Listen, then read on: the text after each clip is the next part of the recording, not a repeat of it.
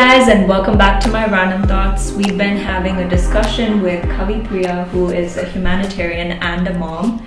We are talking about how to create a safe place with our children and the generations to come when thinking about the domestic violence, the sexual abuse, and all of these horrid things that are happening around us.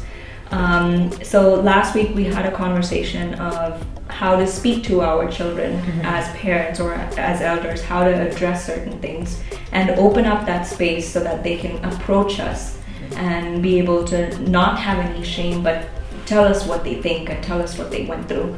So let's touch on culture a little bit this week. You and I have come from a conservative background. We were raised in a protected, even if I can say in an overprotected environment. Yes. We never had the sit-down conversation to say this is what it is, and we never were taught that in school as well.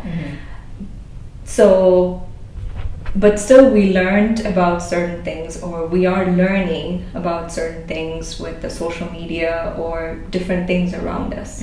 You know, so there are different people who come from different backgrounds who learn these things maybe in a good way, maybe from the wrong approach. Right. So is that why there are people who are doing good versus thinking about certain things in the wrong way in their head? Right. Okay. So yes, it's true, the culture part. Yeah. We know it. We come from a very conservative Asian Indian, to go even in detail, South Indian. You know, a family and culture. It adds different levels of overprotection, and you brought up in a way that we don't talk about it. Yes. So even if you think you're raising your children in a very protective place and making sure they don't see these TV channels, we don't speak about this at home, we're only going to watch cartoons at home, even if that's the case, only till a certain extent that can go. It's not going to give you that lifetime guarantee. That kind of, the type of lifetime guarantee we're talking about comes from the personality, the courage, the confidence you build in your child, in your family, in your system. You could be like martial arts expert, you could be confident, but things can go wrong in life. It can. You really cannot have control over everything.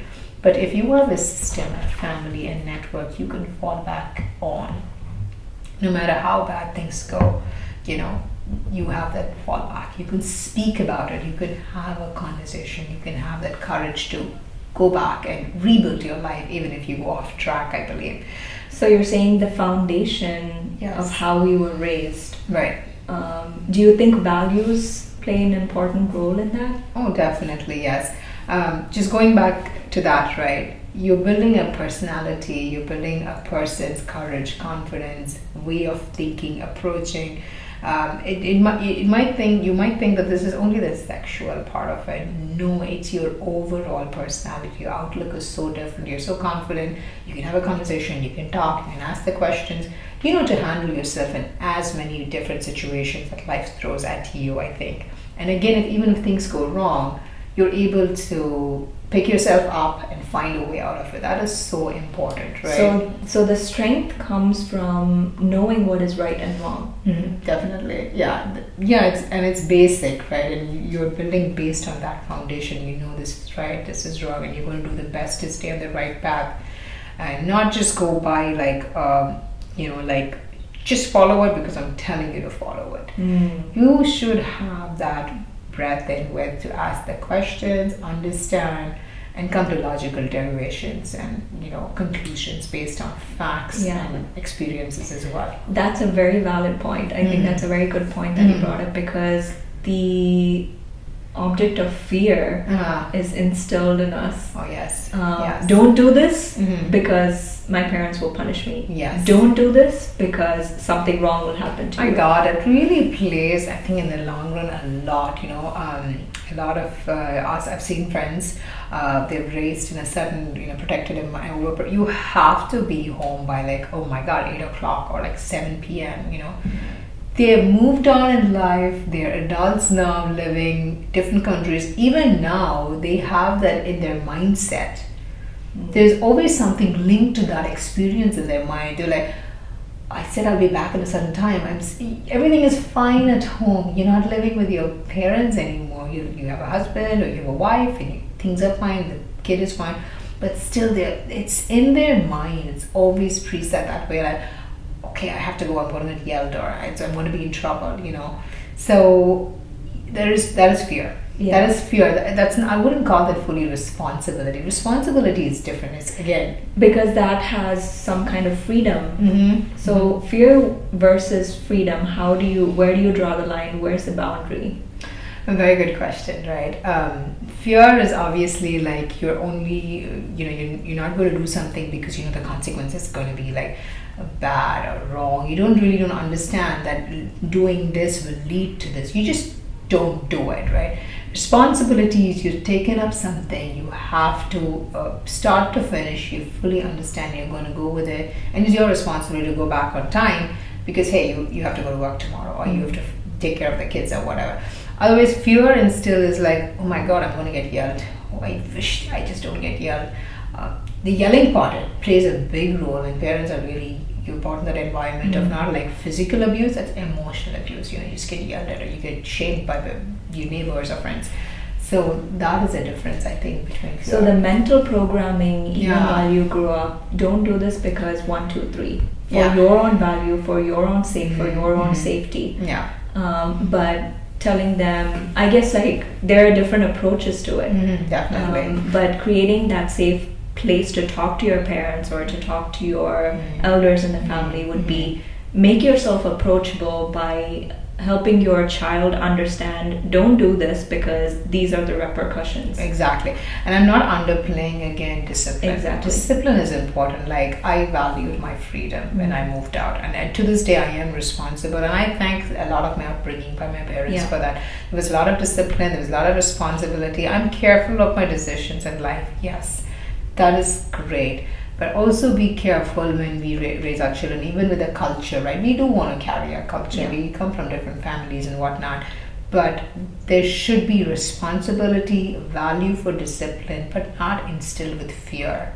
Rather, just a personality where you own things, and you are a personality who owns things, and you can do things because you're a grown-up person In the right way. In the right way, yeah. That's good. Are they, are people becoming perpetrators, or are people doing certain negative acts because they are stressed and because they are exposed to sexuality in the wrong sense? Oh, definitely. Being exposed at a very young age to abuse, it could be a reason why they turned out to be an abuser. That happens to not all of them are like that.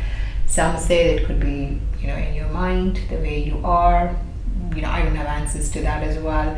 But certainly stress plays a lot in your mind, and you want to take it out. Yeah, right? you could just take it out in a different way. Like, I went through it, I'm going to go do the same for everyone. Or just your mind is used to that way of thinking, or some kind of a gratification, and you're just seeking it out in others, I think.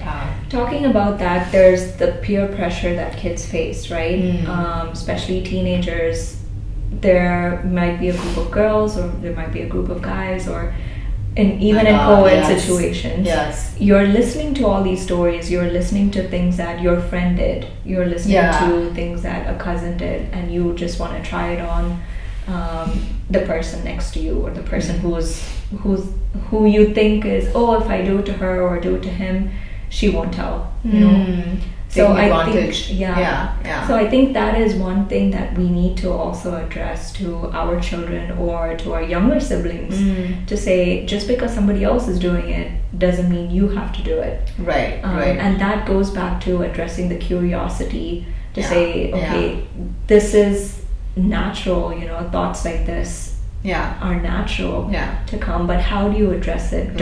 Don't try to like act it out and see what happens, but this is happening to you because 1, 2, 3, 4, 5. Yes, and there's everything you can do, Sharon, and plan, but there's nothing called a perfect plan in life, right? I mean, you could have the best relationship with your child, you could have educated everything, and you might think your child is telling you everything. They're still 16, 17, but they're not going to tell you everything. There's certain things they're going to hold. They are individual. That's just fine, and you have to accept and let it be that way. we only can empower them and give them the knowledge, the right decisions they can make, the confidence, and always show them that there is a safe space for them to come back. Even if anything goes wrong, they can come back. Even if they make a mistake, it's okay, we can fix it, we can rework this. So that's the best, I think, as parents we can do. Right. Yeah. So we're going to leave you with that thought. Kavi was talking about speaking up and opening up that space for assurance, but more importantly, paying attention to your surroundings, the people around you, and if there's anything, tell someone. Definitely. Thank you for joining us on this episode. If you have anything to talk about, if you have anything to say, please tell us in the comments section below. I will be reading your comments and thoughts, but stay tuned because the next episode is coming up.